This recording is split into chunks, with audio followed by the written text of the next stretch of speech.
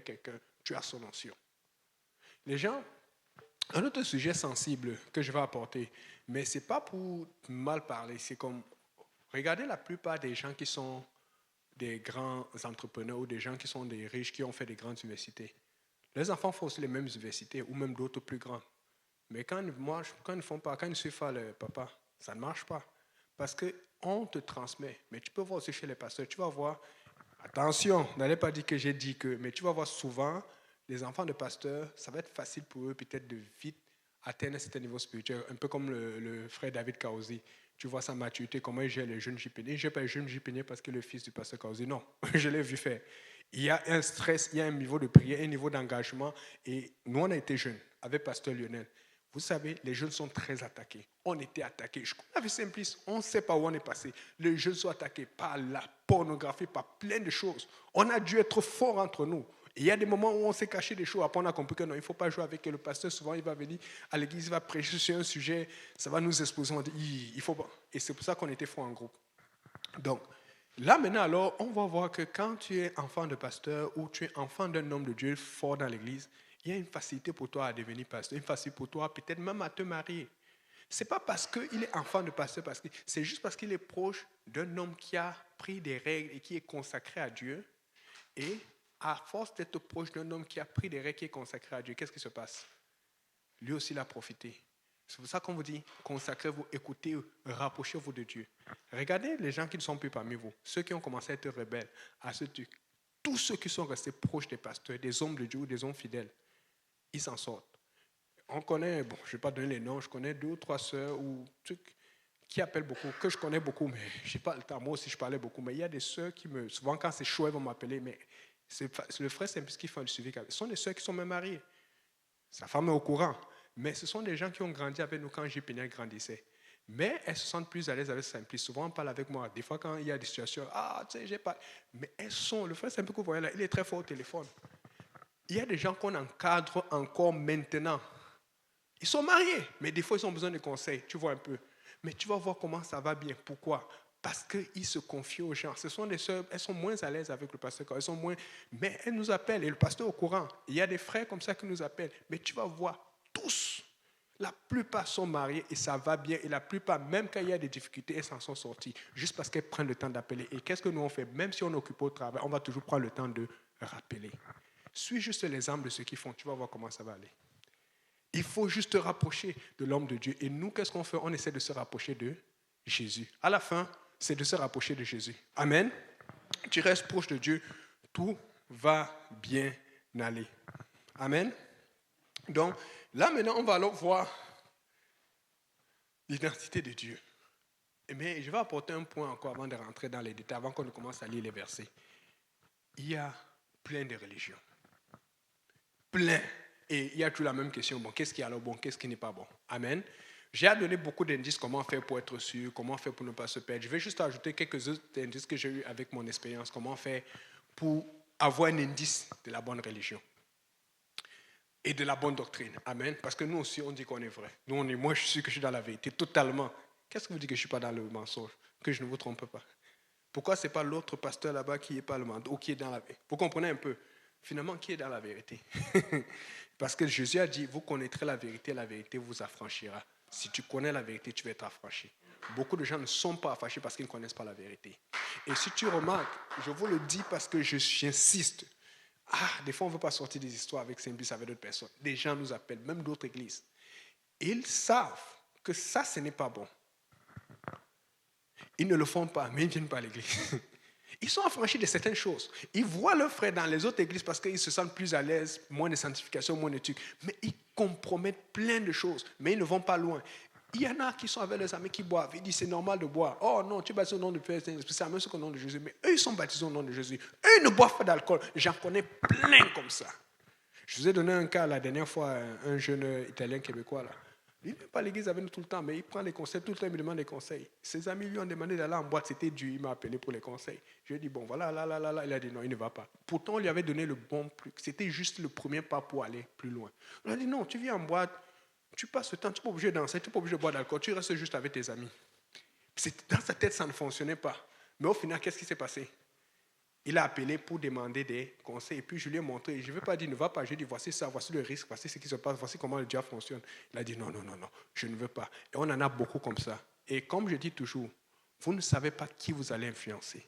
Vous ne savez pas qui vous allez aider. Parce que nous, on veut toujours en tant qu'apôtre s'attendre à ce que tout le monde se baptise au nom de Jésus. Non. Si ne se baptise pas, c'est son problème. Mais est-ce que tu as prêché le baptême? Oui, c'est bon. Est-ce que tu as prêché le baptême du Saint-Esprit? Oui, c'est bon. Prêche, parle de Dieu. Et maintenant, quand la personne va, même si elle ne se baptise pas, ça va l'aider à ne pas faire d'autres péchés. Parce que le Seigneur veut au moins qu'on ne pêche pas. Amen.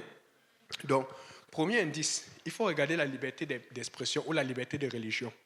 Je donne juste des statistiques. Regardez en 2023, et ça n'a pas changé, ça ne fait qu'augmenter. Allez taper sur Internet les églises ou les religions les plus persécutées. D'après vous, quel est le numéro 1? Le christianisme. Les gens racontent n'importe quoi. Non, ce n'est pas l'islam. Et l'autre chose, comment tu peux faire pour savoir? Va dans chaque pays et tu regardes, tu mets la religion christianisme et tu mets l'islam, tu mets le bouddhisme, tu mets l'hindouisme. Et tu regardes vice-versa. Est-ce que tu es capable de prêcher cette religion dans ce pays et revenir en Amérique du Nord? Parce qu'on sait que le continent de la liberté, c'est l'Amérique du Nord. Le continent où il y a toutes les églises, toutes les libertés. C'est lequel? C'est l'Amérique du Nord. Canada, États-Unis, tu as même les églises sataniques qui sont sur la rue. Les gens oublient ça. Quand on parle même souvent d'Israël, est-ce qu'ils savent qu'en Israël, Israël est le seul pays qui accepte ouvertement, officiellement, l'homosexualité? Dans les pays arabes, tu ne peux pas avoir l'homosexualité. Dans certains pays. Mais Israël, ils défendent les droits des homosexuels. Tu as des gens homosexuels dans la mer, en Israël. Hommes, femmes, tout ça. Même pas, je pense qu'il y a un qui a été honoré parce qu'il s'est battu et le jour du 7 octobre qu'on a tiré sur les gens, il fait partie des personnes qui se sont qui sont sacrifiées pour sauver d'autres vies.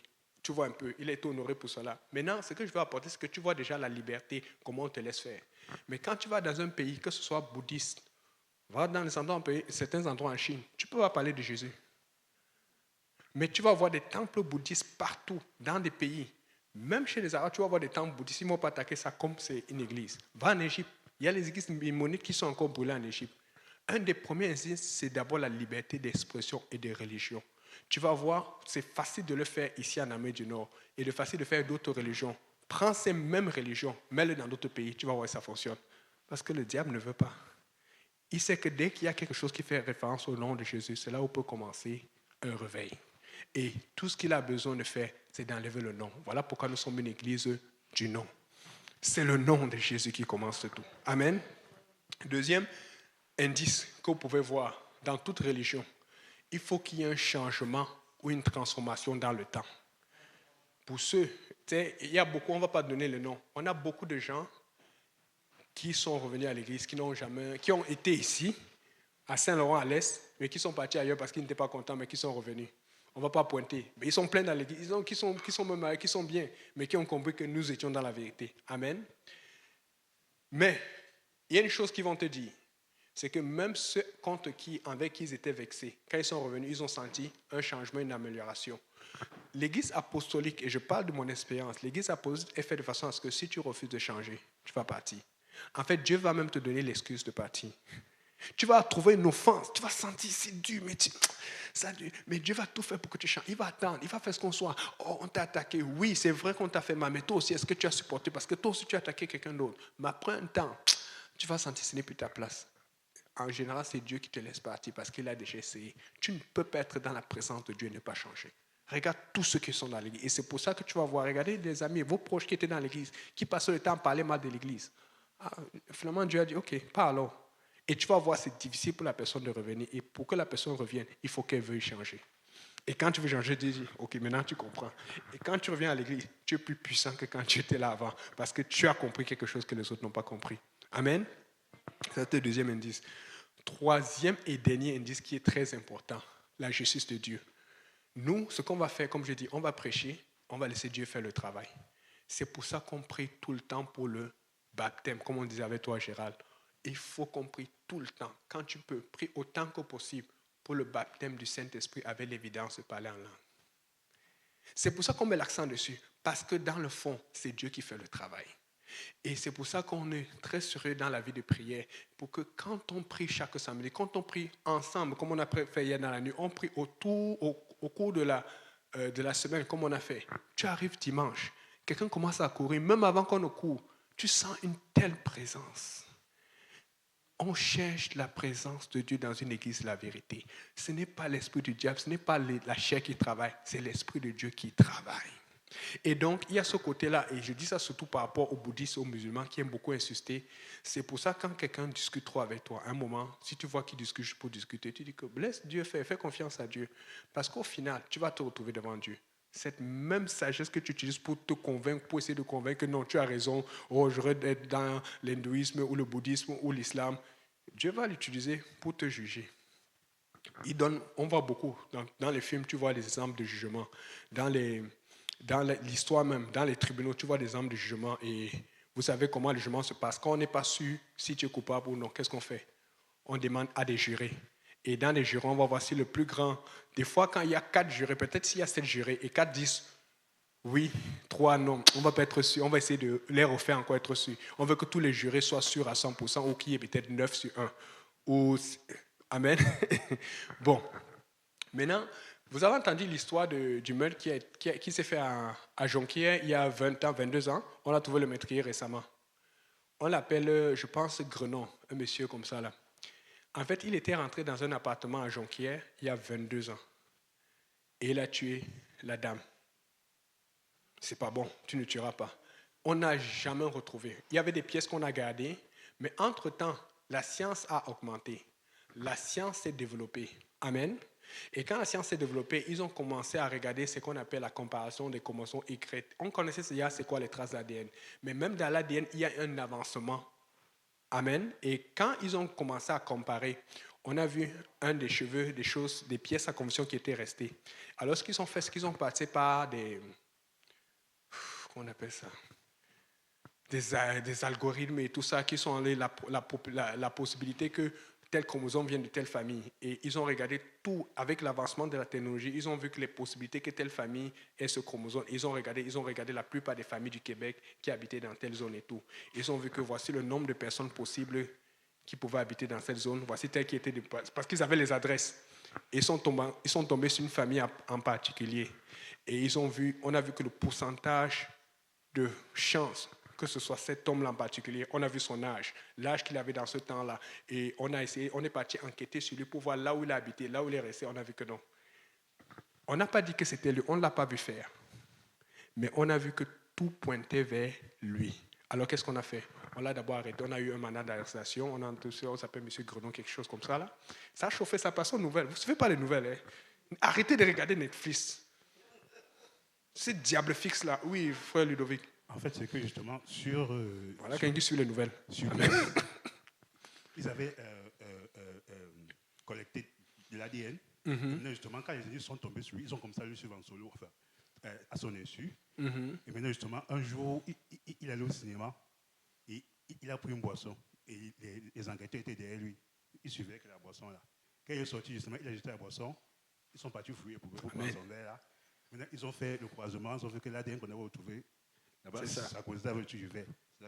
C'est ça. Mais toujours est-il qu'au départ, on avait déjà l'ADN qui était trouvé, mais la science, la qualité, pour s'assurer que c'était le bon ADN, on n'avait pas encore cette connaissance. Maintenant, d'après les enquêtes qui ont été faites et la science, on était capable de déterminer que ça, c'était l'ADN d'un homme obligatoirement.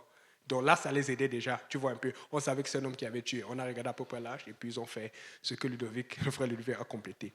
Maintenant, regardez, dans ce temps, maintenant, on est parti en procès et puis on leur a fait un procès. Et on a apporté les preuves. Et quand on fait un procès avec des avocats, on dit que bon, là, ils ont quelque chose de sérieux. Là, maintenant, il a changé sa défense. Il a commencé à dire que bon, c'était moi, mais c'était une bagarre qui s'est passée et puis ça a mal tourné. Et là, maintenant, la preuve devait être dit que parce que si c'est non prémédité, tu fais moins de temps en prison que si c'est prémédité. Tu vois un peu. À la fin du procès, maintenant, le jury avec une décision à prendre. Et c'est un truc que tu dois prendre en état de conscience. Parce qu'il fallait qu'on décide s'il a fait un état de conscience, c'était vraiment une bagarre ou c'était pas là. Chacun a apporté ses arguments. Et puis à la fin, on l'a condamné. On a dit vraiment, il a été méchant. Et justement, en ce moment, il y a un autre procès parce qu'il y a eu un autre meurtre qui s'est produit 2 semaines, 2 ans plus tard. On pense que c'est lui le coupable aussi, qui était toujours dans la même zone. Mais on n'est pas sûr. Donc, on ne veut pas parler de ça parce que ça peut gâter le procès qui est en cours. Vous voyez un peu. Maintenant, tu es un juré. Tu n'as jamais vu cet homme tuer. Mais tu dois y aller avec ta conscience. Tu dois y aller avec ce qu'on t'a donné comme preuve. Et c'est pour ça que les jurés ont une grosse responsabilité sur eux. Mais c'est ce que je vous ai apporté, c'est la même chose par rapport à la justice de Dieu. Toi, tu dois tout faire pour prêcher et tu laisses Dieu faire le reste. Parce que les gens aiment la victoire ou avoir le dernier mot pour l'instant. Mais tôt ou tard, tu vas passer devant Dieu. Et c'est pour ça que si tu es en train de parler de l'unité à quelqu'un et lui, ça crache sur sa trinité, j'espère qu'il ne va pas aller faire la même chose qu'il va tomber devant Dieu. Seigneur, je savais que tu étais comme ça parce que Dieu est comme ce juré maintenant. Il va juste décider de t'envoyer en enfer ou de t'envoyer au ciel. Et devinez quoi? Si tu as mal fait, il t'envoie en enfer. Donc, je veux vous dire, si vous avez essayé de tout votre mieux de convaincre quelqu'un qui n'a pas accepté, laissez ça entre les mains de Dieu. Il y a une partie que tu ne peux rien. C'est Dieu qui va faire. Amen. Parce que la Bible dit que les hypocrites ne vont pas hériter le royaume des cieux. On n'est pas hypocrite avec Dieu. Dieu va tout faire pour te toucher. Mais ce qui est fort dans la religion chrétienne, dans la religion de Christ, c'est que Christ va tout faire pour te convaincre, mais il va te laisser le choix. Mais tu vas voir dans les autres religions, tu ne veux pas, il y a des gens qu'on va tuer. Il y a des gens, quand tu laisses l'islam, si on te tue, si on tue ta famille, si tu es loin, c'est la menace. Non, Dieu ne te menace pas. Il te fait peut-être peur, parce que oui, il faut que tu aies peur de l'enfer. Il te fait sentir stressé, mais c'est un avertissement. Amen. C'est pour ça qu'il va nous faire passer par beaucoup de situations différentes.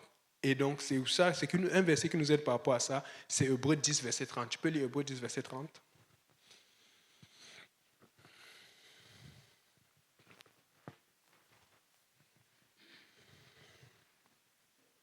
Car nous connaissons celui qui a dit, à moi la vengeance, à moi la rétribution. Et encore, le Seigneur jugera son peuple. Amen. Nous connaissons celui qui a dit à moi, celui qui va se venger. Et quand on dit rétribution, c'est le salaire. Tu as bien fait, tu vas avoir un bon salaire. Tu as mal fait, tu vas avoir un mauvais salaire. Ce n'est pas comme dans ce monde-ci. Des fois, si tu as fait un deal avec ton ami, si tu as trompé quelqu'un et puis c'est ton ami te donne un bon. Non, Dieu est juste. Dieu ne fait point acception de personne. Un point, un trait. Amen. Et donc, maintenant, n'oubliez pas, si vous avez des questions, je n'ai plus pour longtemps, j'en ai pour 15 minutes, je voulais vraiment apporter. Et là, je vais apporter des versets qui sont différents de ce que j'apporte d'habitude. Juste pour essayer d'expliquer certains points qu'on arrive à comprendre. Tu peux lire Apocalypse 5, verset 6.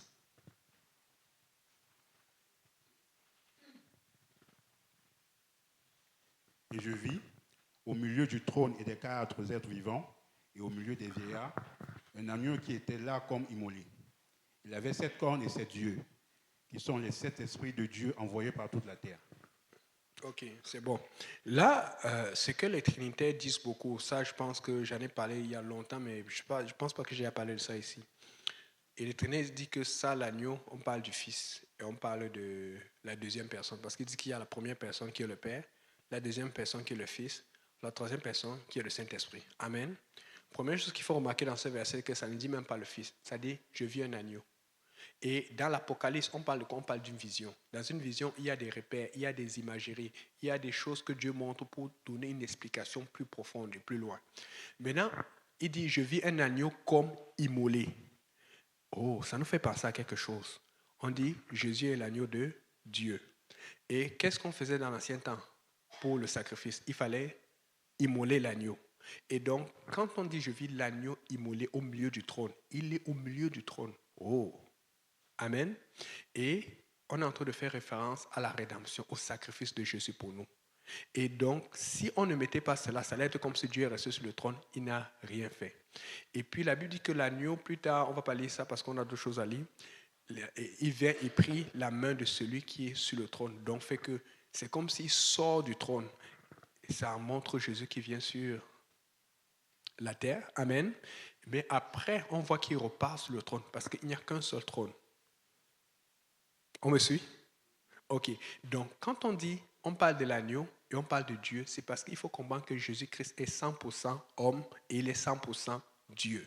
Mais pour montrer le sacrifice de Jésus-Christ, il fallait une référence par rapport à l'ancien temps. Et la référence par rapport à l'ancien temps, c'était l'agneau immolé. Parce que s'il n'est pas immolé, on ne va pas avoir la preuve que Jésus a été crucifié pour nous. Et c'est comme ça qu'il faut comprendre cela.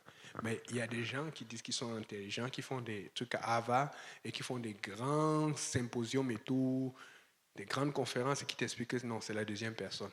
Il n'y a rien à voir avec cela. C'est le même Dieu, c'est Jésus-Christ qui est sacrifié. Amen. Donc maintenant, ce même agneau-là, regarde ce que la Bible dit. Apocalypse 21, verset 22.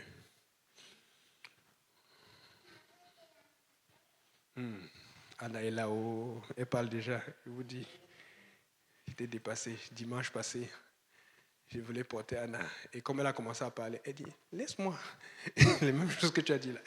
Elle fait, les enfants grandissent. En tout cas, ton père va te suivre. J. Péniel, il faut dire la même chose quand tu vas grandir. On va commencer à t'inviter, sinon. Alléluia.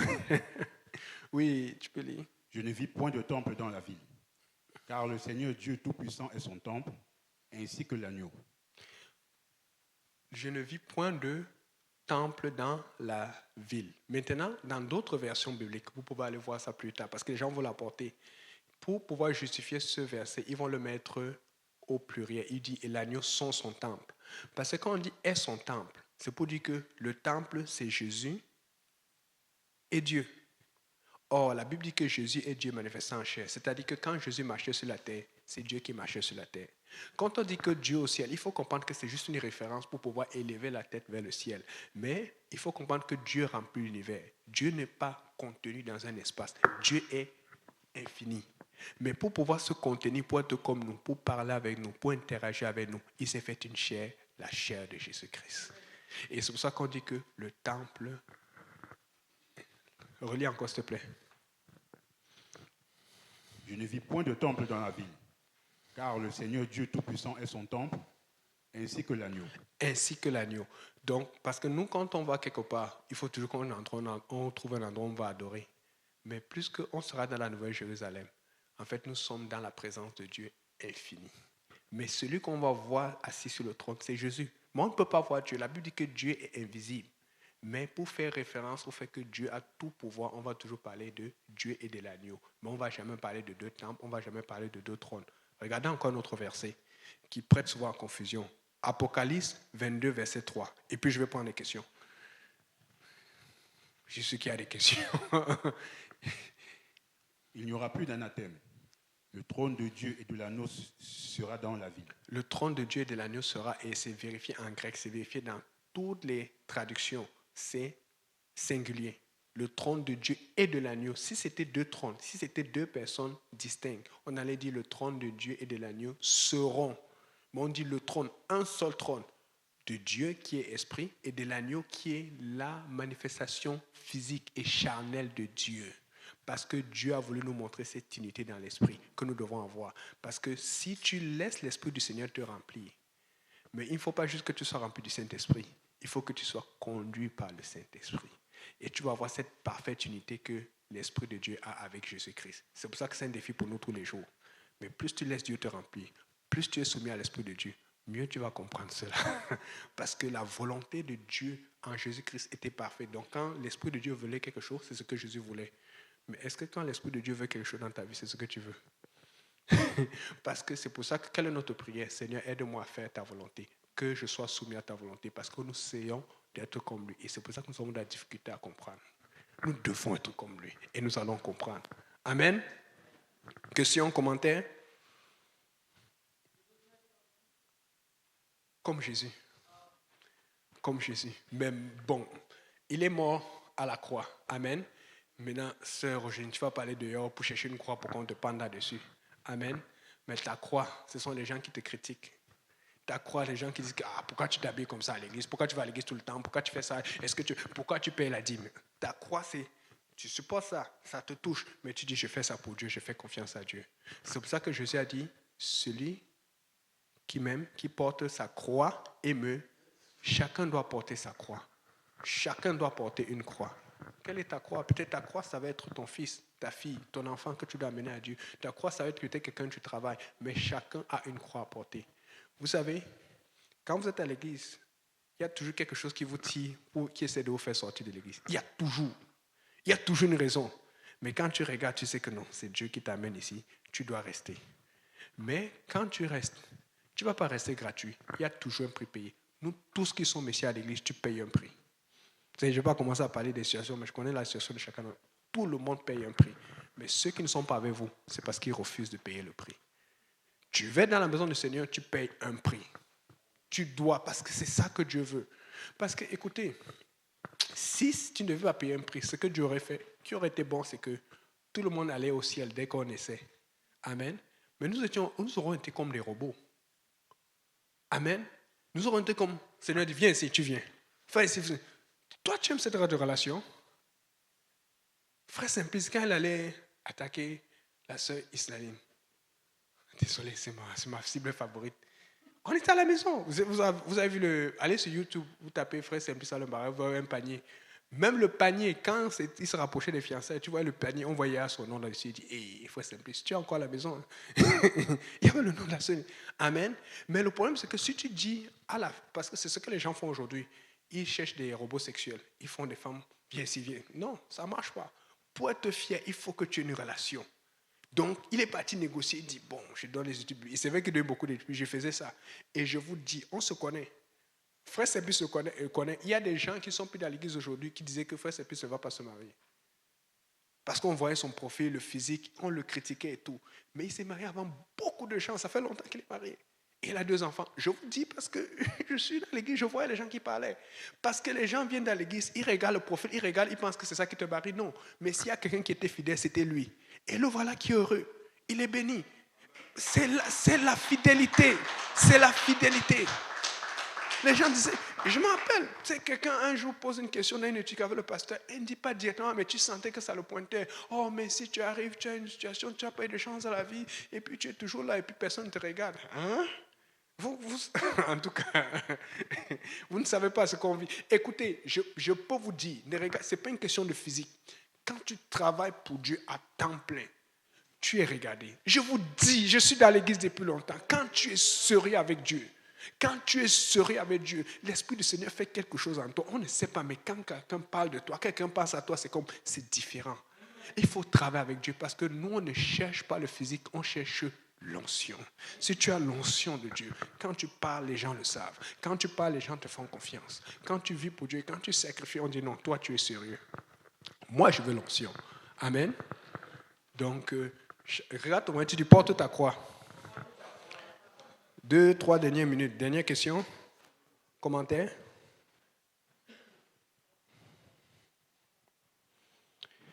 Et donc, c'est pour ça que les Juifs voulaient un roi. Mais Dieu ne voulait pas ce genre de roi. Il ne voulait pas être ce genre de roi. Vous avez vu, quand il y a eu les rameaux, ils ont fait rentrer, on dit, béni soit celui qui vient au nom du Seigneur. Et à chaque fois qu'ils venaient pour chercher Jésus, comme pour l'établir, Jésus fuyait. Vous savez pourquoi? Parce que David a été roi, mais le peuple péchait. Saül a été roi, le peuple péché. Salomon a été roi, le peuple péché. Il voulait quelqu'un qui gouvernait sur eux. On dit on l'honore et puis il continue à faire les choses. Dieu ne voulait plus être le roi physique. Dieu voulait être le roi spirituel. Dans un royaume où les gens changent, où les gens sont brisés. Voilà pourquoi les Juifs l'ont rejeté. Parce qu'ils ne voulaient pas changer. Beaucoup de gens rejettent Dieu parce qu'ils ne veulent pas changer. Oui, et je vous dis, s'ils cherchent, ils vont toujours trouver quelque chose. Le frère Yannick a dit ça, le pasteur a dit ça, telle personne. Ils vont toujours trouver, parce qu'ils ne sont pas parfaits. Mais c'est juste des raisons pour ne pas changer eux-mêmes. Parce que si tu veux changer, tu vas faire fi de beaucoup de petits problèmes et tu vas permettre à Dieu de te changer et de changer ton frère. Tous ceux que je connais dans l'église, qui sont encore dans l'église apostolique qu'aujourd'hui, ils ont changé. C'est impossible. Même s'ils changent un peu, ils changent quand même. J'en connais, je peux... Il ne faut pas que je pointe des gens. Mais je reconnais avec quelqu'un, on parlait de la sœur Marie la dernière fois. Mais on dit, mais elle a changé. J'ai dit, c'est pas moi, c'est Dieu. Amen. Parce qu'au départ, là, alléluia. Amen. Hein, frère Vendredi? Le Seigneur est bon. Donc, s'il peut changer la sœur Marie, il peut te changer. Laisse Dieu te changer. Pour tous ceux qui comprennent, à bon entendeur, salut. Amen. On va se lever. Alléluia. On va dire, Seigneur, change-nous. Le frère Simplice va venir pour conclure et pour prier et pour bénir. Et puis, on va arranger rapidement les chaises et puis on va partir parce qu'on ne veut pas finir trop tard. Amen. Alléluia. Alléluia. Alléluia.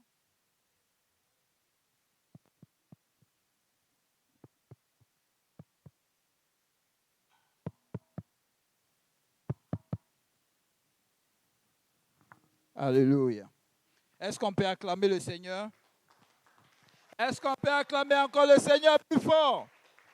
Alléluia. Est-ce que le Seigneur a parlé à quelqu'un ce soir? Alléluia. Vous savez, c'est pourquoi je suis toujours content de venir au Hochelaga. Pourquoi? Parce que le Seigneur va me parler. Amen. Ne pense pas que cette parole, n'est-ce pas, qui a été donnée, c'est pour quelqu'un d'autre, c'est pour ton voisin, c'est pour ta soeur, c'est pour les gens dans la rue. Mais c'est pour toi aussi. Amen. Tu peux regarder ton âme et puis dire, écoute la parole. Écoute cette parole et obéis. Amen. Prions Dieu ensemble. Éternel Dieu de gloire, nous te bénissons. Nous te disons merci encore, Papa, de cette présence, Seigneur, que nous avons sentie dès le début, Papa. Nous te disons merci encore, Seigneur, de nous avoir permis, Seigneur, d'entendre encore, Papa, des messages puissants de ta part, Seigneur. Nous te prions maintenant, Papa, que tu oignes, Papa, chacun de nous en ce lieu, Seigneur, que ces paroles ne soient pas, Papa, tombées dans des lieux obscurs, mais que cela produise une lumière, Seigneur, qui va conduire nos pas, Seigneur, qui va nous guider, Seigneur, vers une décision idéale, Seigneur, pour attendre, Papa, ta venue, Seigneur Jésus. Nous te prions aussi, Seigneur, que nos frères et nos sœurs qui ne te connaissent pas, Papa, reçoivent encore ce message, Seigneur. Éternel Dieu de gloire, nous te louons, nous te rendons grâce, bénis et sanctifie la fraternité que nous allons avoir tantôt. Seigneur, Papa, souviens-toi, Papa, de tous ceux qui vont faire l'anniversaire aujourd'hui, Seigneur, que ta main soit sur chacun de nous, Seigneur, et que toute la communion converge vers toi et que la gloire te revienne, que le peuple de Dieu dise au nom de Jésus. Au nom de Jésus. Est-ce que vous pouvez acclamer le Seigneur? Non, j'ai pas, ça c'est pour moi. Est-ce qu'on peut acclamer le Seigneur? Alléluia! Alléluia! Peuple de Dieu, nous avons la victoire. Nous marchons dans la victoire. Amen. Alléluia. Soyez bénis et puis à mardi prochain. N'oubliez pas, continuons d'inviter. Amen.